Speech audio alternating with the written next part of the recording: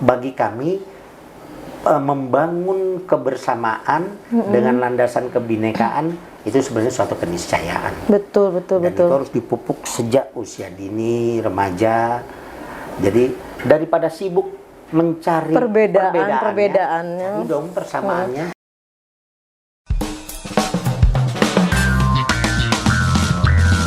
Hangat, inspiratif, dan edukatif. Terkadang lucu dan mengharu biru. Inilah Teras Alku2, teman inspirasi sahabat Alku2.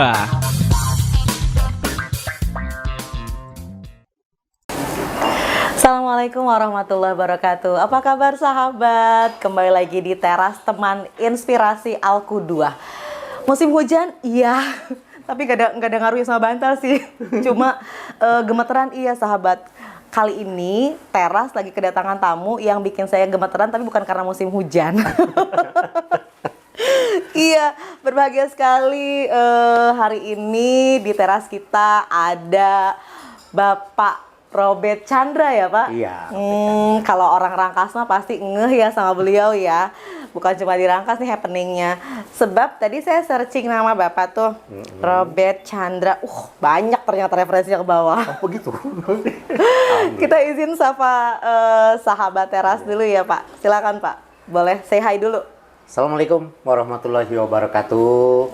Teman-teman teras. Semoga silaturahim kita pada acara podcast teras ini bisa bermanfaat buat kita semua. Amin. Jadi gini sahabat, sejarahnya nih ya, kemarin tuh kita main-main ke kantornya beliau ya di Dinas Perpustakaan dan Kearsipan ya Pak ya. Betul. Iya. Ternyata sampai di sana sambutannya Masya Allah luar biasa dan kita banyak bercerita tentang beberapa hal berkaitan dengan literasi, pendidikan, plus sharing ilmu dari Bapak yang membuat kita makin penasaran dan rasanya memang harus di-share untuk sahabat semuanya. Jadi dengan keluangan waktu yang diberikan oleh Bapak yang tentu saja sibuk kemudian datang ke studio teras ini, kita apresiasi. Hatur nuhun Bapak. Kehormatan buat kita. Tapi Bapak merasa terganggu nggak? Enggak. Tetap merasa nggak enak ya sahabat ya. Aktivitas hari Jumat tuh agak luang atau memang meluangkan waktu nih Pak? Karena kalau sudah janji sedapat mungkin itu ditepati. Kalau ya. Jumat tetap padat, bahkan sampai setengah 5 sore. Setengah 5 sore. Dibanding kalau hari kerja biasanya sampai jam 4 sore. Nah itu sahabat yang saya maksud ya. Jadi ada hal-hal yang mungkin kita melihat dari sisi posisi beliau. Sekarang kepala dinas ya Pak ya? Kepala dinas. Rasanya kok ya mau gitu ya main ke studio kita yang ya beginilah adanya, tapi Masya Allah. Dan pointer tadi janji, kemudian tepat waktu yang beliau contohkan kepada kita. Dan sepertinya nama Bapak itu memang identik dengan kedisiplinan, etos kerja gitu ya Pak ya. Ada apa sih Pak? Microchip dalam tubuh Bapak? Bukan? Atau sesuatu yang menjadi inti pemikiran Bapak tentang kedisiplinan, tentang tepat waktu, itu dari mana awalnya Pak? Ya, makasih Terini. Jadi memang kalau saya karena memang dibesarkan dalam keluarga yang berdisiplin, kata halus dari keras, gitu. Almarhum Bapak memang mendidik untuk kita sejak dari bangun tidur sampai dengan kembali tidur, itu setiap anak harus memiliki task force-nya masing-masing gitu loh. Jadi justru itu yang sangat mewarnai bentukan pertama dari keluarga, kemudian tentunya di pendidikan pun kita mengikuti kegiatan-kegiatan yang memang membentuk diri kita, tidak hanya dari bangku pendidikan formalnya, tapi dari kegiatan-kegiatan organisasi yang menyertainya. Itu sepertinya jadi karakter yang melekat ya Pak ya? Ya mewarnai lah, sampai masuk ke alam bawah sadar mungkin ya. Iya. Mau tidur semalam apapun, ya di sekitaran setengah 4 jam 4 ya otomatis itu Apa ada ini personal alarm gitu. luar biasa? Ada pengaruhnya nggak dengan pengalaman paskibra? Saya baca-baca nih tadi yang saya bilang di awal ya sahabat ya. Jadi saya baca ternyata beliau juga salah satu alumni paskibra kan gitu ya Pak ya? Betul. Oh, Jadi gimana itu, Pak? Saya mengikuti kegiatan paskibra itu sejak SMA. Kebetulan SMA-nya di SMA 1 Jakarta. Oh di Jakarta Ya, itu Budi Utomo. Mungkin sudah biasa. Wah. Jadi Budut gitu ya? kata orang anak budut. Oh anak budut. Oke. Karena kan di Jakarta itu pergaulan juga betul-betul kembali kepada si anak. Kalau misalnya tidak mampu melakukan filter terhadap tata nilai yang berada di lingkungan, ya kemudian bisa terbawa arus yang kurang positif mungkin atau arus negatif. Tapi kembali tadi ke pendidikan keluarga. Kalau keluarga almarhum Bapak ini memang membiasakan untuk ini hidup ini pilihan. Oke. Apakah kita ingin memilih jalan yang kanan, jalan yang baik, atau jalan yang kiri, jalan yang kurang baik, begitu Iya. ya. Pada saat kita memilih, kita udah sadar bahwasannya setiap pilihan ini akan punya konsekuensi. Wah luar biasa. Itu yang selalu kita pegang. Ini kayaknya menarik ya Pak ya, matching gitu. Saya beberapa kali mengundang narasumber itu ada kalau misalnya bicara pendidikan karakter, ada hal-hal yang bilang ya kita tidak bisa untuk menghindari arus kemudian pengaruh yang sekarang. Nah, yang Bapak sampaikan tadi, ya balik ke kitanya, pilihan gitu. Mau dimanapun kita berada, belajar dimanapun, lingkungan apapun, berarti memang pilihan itu yang harus dibuat setepat mungkin. Tapi caranya gimana Pak selain pola keluarga ya? Selain pola keluarga nerapin karakter yang Bapak rasain secara nih apa ya? Maaf nih misalnya anak budut tuh kan happening banget ya Pak ya. Tukang tawuran. Iya. Tapi maksudnya kok dengan arus atau mungkin image atau lingkungan yang sedemikian mempengaruhi, Bapak bisa set dengan pilihan Bapak itu gimana caranya? Jadi karena memang di organisasi sekolah pada saat itu kita mengikuti kegiatan dua yang saya pilih pada saat itu, yaitu kegiatan paskibra sekolah sampai kemudian menjadi paskibraka Provinsi DKI Jakarta, nggak sampai tembus ke nasional, hanya sampai di Provinsi DKI di tahun 87. Di sisi lain saya ikut yang namanya di SMA 1 tuh ada kegiatan seksi rohani Islam, seksi rohis. Jadi sedikit banyak itu yang membentuk mental saya rasakan. Ya Pak ya. Jadi sangat kegiatannya itu memang ada, anak-anak dikasih kegiatan, Bapak punya aktivitas gitu saat itu ya. Kemudian ada fondasi agama yang disertakan di situ. Nampaknya itu yang bisa membuat filter kita lebih peka gitu ya. Karena kita pada saat berkembang kan tentu ingin menyerap informasi segala sesuatu yang kepo sama segala hal gitu ya. Di satu sisi open minded, betul. Tapi kemudian kita filter mana nih kira-kira yang bakal memberi manfaat buat diri kita dan lingkungan, minimal lingkungan keluarga, lingkungan tetangga gitu. Kalau boleh tahu Pak, boleh cerita ada nggak sih saat-saat dulu gitu Bapak juga pernah ngerasain ya tadi mindset kita pengen juga tuh nggak lempeng-lempeng amat gitu ya. Betul. Pernah punya pengalaman khusus gitu Pak? Kebetulan saya juga orangnya hobi musik. Jadi pada saat SMP saya mengikuti kegiatan marching band. Kemampuan seninya diasah di situ. Nah di SMA selain mengikuti kegiatan rohis Islam dan paskibra, saya juga main band. Oh, anak band sahabat. Anak band. Jadi selain anak band juga di luar jam sekolah mengajar 2 marching band.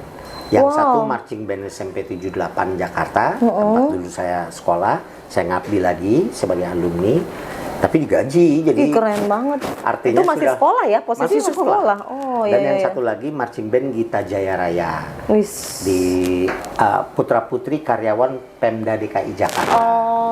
Jadi saya mengajar tapi khusus di bidang perkusi. Artinya itu yang nampaknya mewarnai dan melengkapi bagi kita sebagai tools untuk menghadapi masa depan gitu loh. Pengen dong ya, saya nih secara pribadi ya sahabat ya, ngelihat pola-pola seperti ini kayaknya bisa nih diterapin ke anak-anak gitu yang sekarang.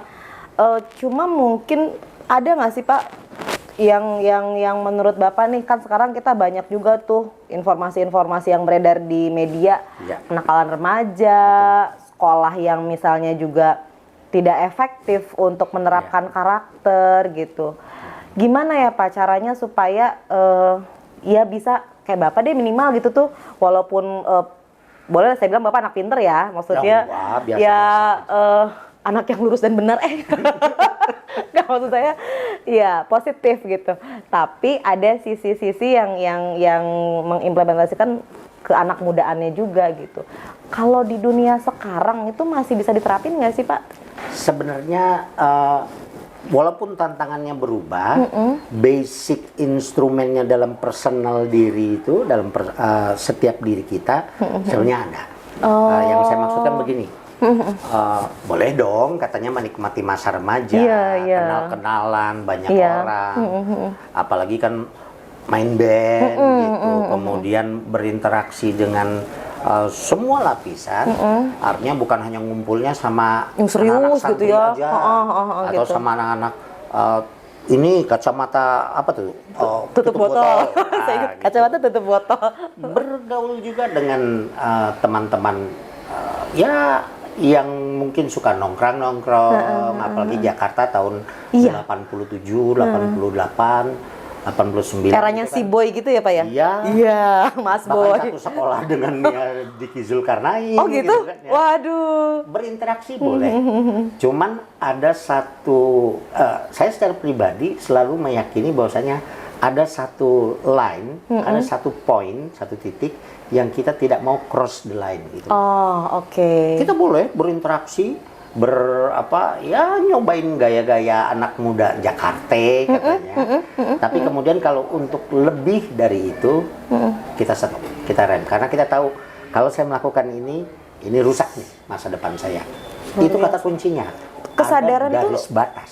Enggak, kesadaran itu kok dimiliki sejak dini. Iya sih, kalau misalnya digali dari obrolan kita sebelumnya, memang ada basic yang kayaknya nempel banget gitu ya, dari keluarga tuh kuat banget fondasinya. Sampai akhirnya menjadi Pak Robert yang sekarang gitu. Dari Jakarta terus ke Lebak. Betah nggak Pak di Lebak Pak? Kalau ditanya kerasan nggak Pak? Mengeras. Mengeras. Karena setelah lulus SMA kemudian ikut pendidikan diploma 3 gratis dari negara kan, di STPDN, Sekolah Tinggi Pemerintah Dalam Negeri Jatinangor. Terus kemudian S1-nya gratis lagi dari negara. Di IIP, Institut Ilmu Pemerintahan Depdagri yang di Ampera Raya Jakarta. S2-nya gratis lagi di negara. Di Lee Kuan Yew School of Public Policy NUS. Aduh, rasanya pengen narikin anak saya, dengerin nak ya. Kalau pengen sekolah gratis, pinter, sukses, ikutin. Itu apa ya, Bapak dari STPDN, kemudian sekolah-sekolahnya memang yang memang kualitasnya luar biasa dengan tanpa biaya gitu ya. Alhamdulillah. Itu nikmat yang memang dirasakan dari perjuangan yang sebelum-sebelumnya ya, menerapkan itu. Tadi kita ngomong sampai mana ya? Lupa saya. Yang pasti gini, ketika sampai di Rangkas, itu kan berarti alur jalan ninja Bapak ya? Dari Ya, betul. sampai ditakdirkan untuk tinggal di Lebak gitu. Tapi sebelumnya juga katanya pernah di Sumatera ya Pak? Almarhum bapak saya orang Sumatera. Oh iya. Tapi ya, menetap tidak hanya ya pulang kampung. Oh pulang di Sumatera, oke. Di Lebak berapa lama Pak? Ya belum begitu lama lah kalau di Lebak, baru 28 tahun. Sahabat berapa tahun? 28 tahun di Lebak ya. Dan berarti sudah terframing tuh Pak. Kalau misalnya saya tanya nih, pendidikan di Lebak itu menurut pandangan Bapak seperti apa? Jadi pendidikan di Kabupaten Lebak, kalau saya justru bersyukurnya adalah Lebak ini ya, ini pandangan saya pribadi, adalah tempat yang nyaman sesungguhnya untuk membesarkan anak. Mengapa saya berani mengatakan itu? Karena kalau di Jakarta, begitu azan maghrib, kita ngelihat ada anak nongkrong, buru-buru kita berani negor. Iya. Tapi coba di Rangkas, di Lebak pada umumnya, begitu azan maghrib masih ada anak nongkrong, walaupun bukan saudara, bukan ini nggak kenal pasti ceng pulang. Maghriban. Nah, itu hal yang paling mendasar. Kalau pendidikan formalnya sendiri dan juga pendidikan keagamaan, saya lihat ini berimbang karena banyak sekali pondok pesantren, banyak sekali madrasah, baik madrasah diniyah, madrasah ibtidaiyah, dan keseimbangan ini yang nampaknya betul-betul diupayakan untuk dijaga oleh pemerintah daerah. Iya, apa namanya? Ini saya jadi apa ya? Jadi ingat. Ini kan kita juga lagi momen nyahut Lebak nih ya, hari jadi Lebak ya Pak ya? Masih dalam rangkaian. Iya, masih dalam rangkaian hari jadi Lebak, dan Bapak yang memang bisa dikatakan pendatang di Lebak justru memiliki sudah ngelihat benang merah poin-poin yang bisa diambil sisi positif dalam pendidikannya gitu ya. Kenapa kita bicara pendidikan? Karena ini memang relate dengan channel kita di Alku2 Official, kemudian relate juga dengan tempat Bapak mengabdi sekarang ya. Itu kan di Dinas Perpustakaan dan Kearsipan. Kemarin kita sempat main-main ke sana nih sahabat. Ada beberapa ruang yang direnov ya Pak? Betul. Ruang apa aja tuh Pak? Jadi pada saat kita pertama mulai bertugas di Dinas Perpustakaan Kearsipan, yang kita lakukan tentunya melakukan rebranding dulu. Melakukan rebranding, kemudian membagi zona-zona supaya ada kejelasan peruntukan di setiap zonasi. Ada zona inspirasi, di mana di situ adalah public space untuk berinteraksi mencari inspirasi. Ada zona demokrasi di kantin bagian belakang, itu yang digunakan untuk berdiskusi, berdebat, bertukar pikiran. Oh ada ya tempatnya ya? Kemudian kita naik ke lantai 2, itu kita kasih zona anak yang saat ini kita sudah mengarahkan ke menjadi pusat informasi sahabat anak, tidak sekedar menjadi ruang baca, tapi supaya anak-anak mulai tumbuh keinginannya untuk mengembangkan diri. Lalu ada ruang baca umum, baru naik ke lantai 3 adalah pusat perkantoran dan pengamanan arsip. Iya sahabat, katanya nih sekarang tuh label-label di ruang baca anak tuh di perpustakaan udah diganti tuh, nggak ada yang lagi, nggak ada yang perpustakaan tuh harus hening. Kenapa Pak? Jadi begini, pada saat saya masuk ke dalam ruang baca anak di lantai 2, saya lihat banyak sekali itu gambar-gambar dan tanda-tanda jangan berisik gitu loh. Langkah pertama yang saya lakukan sobek. Loh Pak, kenapa disobek gitu ini ya? perpustakaan. Saya bilang kalau yang mau baca serius tuh ke ruang baca umum. Kalau kita bicara anak, maka kita bicara adalah belajar sambil bermain. Betul. Bagaimana dia mau mengekspresikan dirinya, bagaimana mereka mau mengembangkan diri kalau kemudian mereka sudah dikenalkan dengan batasan-batasan yang terlampau kaku banget gitu ya. Gitu. Iya. Ya, walaupun resikonya setiap hari dengar suara anak teriak ini, saya bilang ya, kalau sudah mulai sangat ini, ya udah kumpulin nyanyi bareng Indonesia Raya. Keras. Habis itu Pancasila. Setelah Pancasila, oh iya dong harus rukun Islam juga dong. Rukun iman. Nah, kemudian hal-hal yang menumbuhkan mereka menjadi berani berekspresi, berani menyatakan pendapat. Iya. Itu penting buat menghadapi masa depan yang semakin berat. Menarik ya Pak ya. Jadi sekarang anak-anak kalau misalnya main ke perpus di Saijadinda ya, di perpus kita di alun-alun itu ada ruang baca anak yang memang anak bisa eksplor. Katanya juga ada panggung kecil di sana Pak. Betul. Keren ya sahabat ya. Itu siapa yang manggung? Bu Guru? Enggak ya. Kita berharap nanti kan sekarang dalam 1 minggu itu ada Selasa, Rabu, Kamis tuh biasanya itu akan sangat padat ya. Kunjungan-kunjungan dari TK, RA, kemudian SD, SMP. Itu kita arahkan ke ruang baca anak. Kemudian tapi kalau yang memang sudah minat pengen baca serius kita arahkan ke ruang baca umum. Tapi kalau yang di ruang baca anak nanti kita setelah mereka baca buku yang ringan-ringan begitu, nah mereka kita minta 1 atau 2 orang untuk berani tampil di panggung menceritakan apa sih yang dibaca. Wow. Garis besarnya saja apa sih yang dibaca. Bukan menghafal, tapi belajar menarik benang merah dari suatu teks buku. Iya. Gitu. Ini sih ngebantu banget nih sama teman-teman guru ya yang memang ingin outing kelas, terus ingin explore literasinya. Itu motivasinya apa Pak? Kok bisa kepikiran bikin desain yang kayak gitu, konsep perpustakaan yang seperti itu? Apakah ada konsep dari pemerintah kah atau emang ide? Ya, jadi memang kami ini kan selalu sangat sadar ya dengan berbagai keterbatasan yang dihadapi oleh pemerintah daerah. Dalam hal ini tentunya daya dukung anggaran, tapi komitmen penuh Ibu Bupati dan Pak Wakil Bupati serta Pak Sekda untuk kemudian mengangkat semangat literasi ini, itu membuat kita mencoba mengolah. Oke, kita sampai pada satu titik kesimpulan bahwasanya kita harus mencoba how to integrate all possible resources. Bagaimana mengintegrasikan semua potensi sumber daya yang ada di masyarakat. Bahkan desainnya dibantu oleh teman-teman dari pustakawan, kemudian ada arsitek yang pada saat kita tanya, ini kita nggak punya uang untuk meng-hire-nya gitu. Nggak Pak, kami ridho ikhlas kerja. Luar biasa ya. Oke. Kemarin tuh pas kita main-main tuh saya sempat berseloroh nih sahabat. Ini kok bukan kayak di perpus ya, bukan kayak di Rangkas saya bilang. Jadi ada tadi ya arsitek-arsitek yang memang mau berkontribusi dalam pembangunannya, konsepnya juga keren gitu ya. Dan konten-konten yang ada di dalamnya juga kayaknya memang nggak lagi yang datang ke perpus itu ya males deh baca gitu, diem. Tapi ternyata banyak tempat, spot-spot yang bisa dikunjungi dan itu keren sih. Terima kasih. Jujurly keren gitu ya. Terima kasih.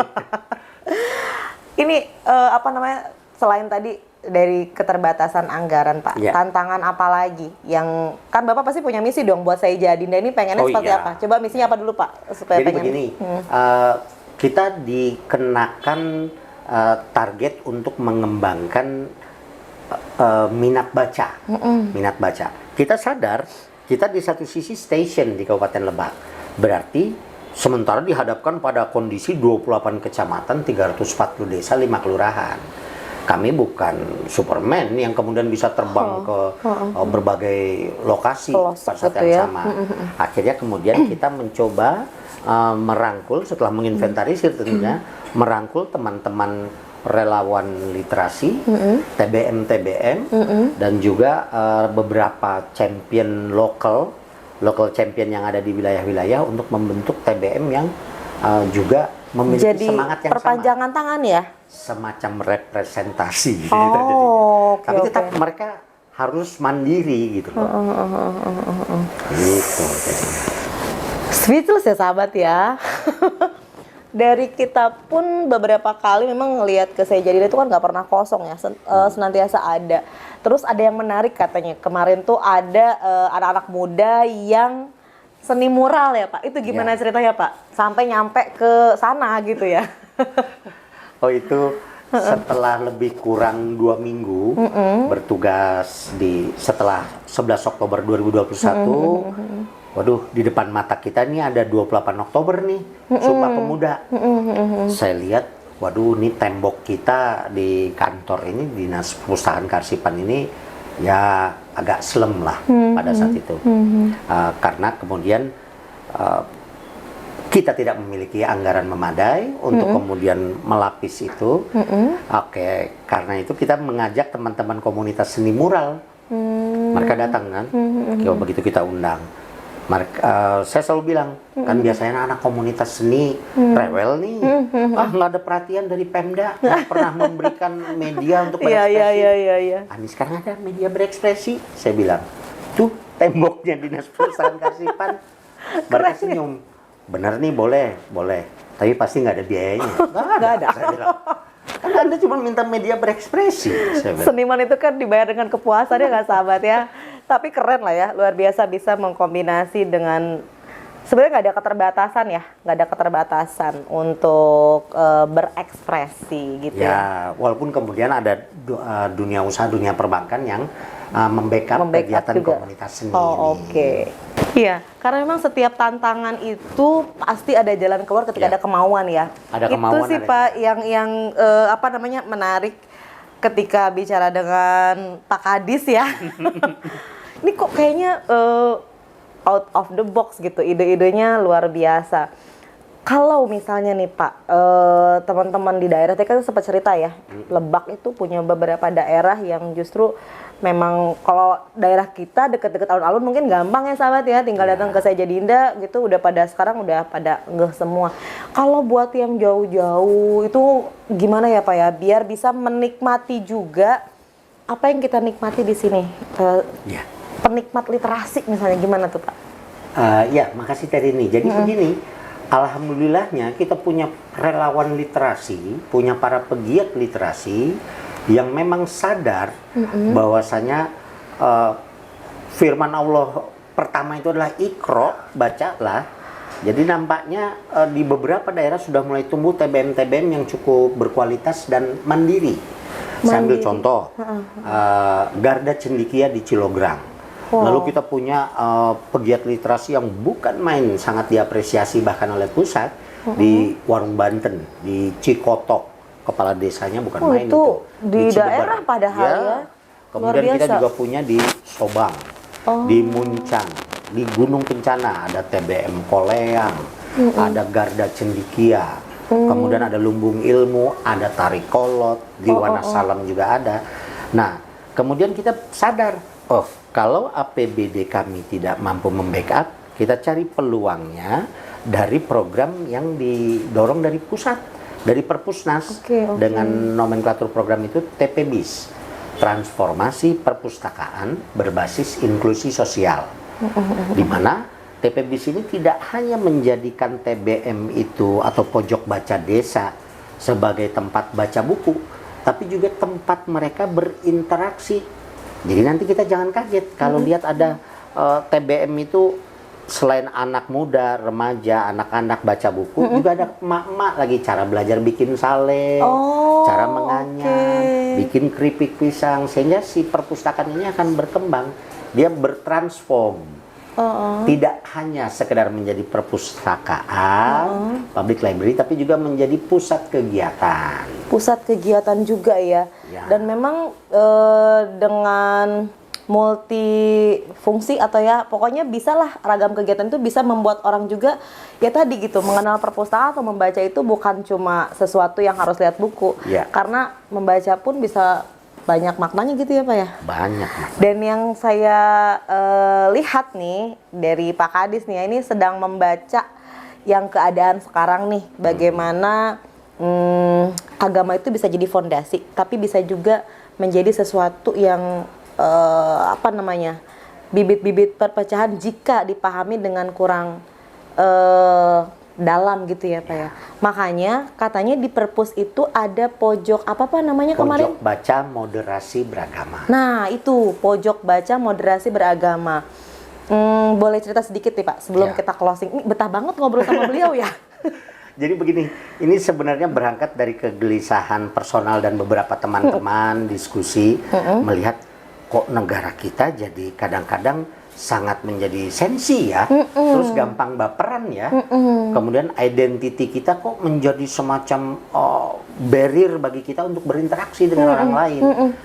Kemudian saya mengintip ke Kementerian Agama, mereka punya nih program moderasi beragama, tapi masih tahap sosialisasi. Kemudian di Kemendagri juga masih webinar begitu. Kemarin pada saat hari lahir Pancasila 1 Juni 2022 kita memberanikan diri membuka pojok baca moderasi beragama dengan merevitalisasi pojok baca BI's Corner, membackup kita tentunya. Kemudian mencoba menempatkan seluruh kitab suci agama yang diakui itu Islam, Katolik, Protestan, Hindu, Buddha, dan Konghucu. Bukan untuk merubah ketauhidan masing-masing, tapi minimal mereka sadar, ini kitab sucinya agama Konghucu, Suci. Ini kitab sucinya Buddha. Bahkan kita dibantu oleh saudara-saudara kita dari agama lain. Saya ambil contoh, kalau Islam jelas kita banyak, bahkan dibantu juga oleh Al-Qudwah dan juga oleh beberapa yayasan Islam lainnya. Kemudian kalau untuk Injil Katolik maupun Injil Protestan, kita memperoleh bantuan dari teman-teman BKSAG, Badan Kerjasama Antar Gereja. Untuk Budanya kita dapat dari Vihara Ananda. Mereka drop kitab suci dan beberapa buku bacaan. Nah, untuk Hindu dan Konghucu, karena di Lebak memang tidak ada penganutnya, kita dapat backup dari Kanwil Kementerian Agama. Itu niatnya satu, saya Islam, saya Muslim, saya yakin inna dina indallahil Islam, tapi di sisi lain saya juga sadar ada lakum dinukum waliyadin. Bagi kami membangun kebersamaan dengan landasan kebinekaan itu sebenarnya suatu keniscayaan. Betul. Itu harus dipupuk sejak usia dini, remaja. Jadi daripada sibuk mencari perbedaannya, cari dong persamaannya. Dan memang toleransi juga kan di agama kita memang sangat diajarkan, bahkan dicontohkan oleh Rasulullah ya. Jadi sahabat, luar biasa sih kalau kita simak dari awal sampai dengan kita jelang akhir percakapan nih dengan Pak Robert. Beliau itu kayaknya cabang-cabang idenya tuh banyak. Kemudian saya yakin goals-goalsnya pun punya goals masing-masing, tapi bermuara kepada satu goals emas gitu ya, yang gimana caranya literasi ini menjadi salah satu media yang justru bisa menyerap karakter, kreativitas, bahkan toleransi beragama. Keren ya. Ya, terima kasih Bapak, dan mudah-mudahan nih ilmu kemudian sharing yang Bapak berikan di teras kita pada hari ini grogi sahabat itu bisa menjadi pahala kebaikan insya Allah untuk Bapak ya. Amin. Dan juga berkah ilmu untuk kita semua. Dan putra beliau pernah sekolah di Alku 2 juga ya Pak ya? Pernah, yang putra, yang anak nomor 3 yang lelaki. Oh yang laki-laki ya, yang katanya sekarang sudah kuliah. Dan untuk teman-teman sahabat teras yang mau juga daftar, PPDB kita sudah buka nih, di running text sudah ada. Dan kita udah mau masuk ke periode kedua ya Pak ya untuk PPDB-nya. Mohon doanya mudah-mudahan dimudahkan, dan cita-cita kita sama ya sahabat ya, mencerdaskan anak bangsa tentu dengan paham yang baik, karakter yang positif, dan menginspirasi tentu saja. Pak Kadis terima kasih banyak sudah mampir ke teras kita. Salam sama semua timnya, mudah-mudahan semua programnya sukses. Amin. Dan kita juga makin cinta dengan literasi. Sahabat, saya pamit sampai ketemu di teras berikutnya. Assalamualaikum warahmatullahi wabarakatuh. Salam literasi dong Pak. Salam literasi. Oke.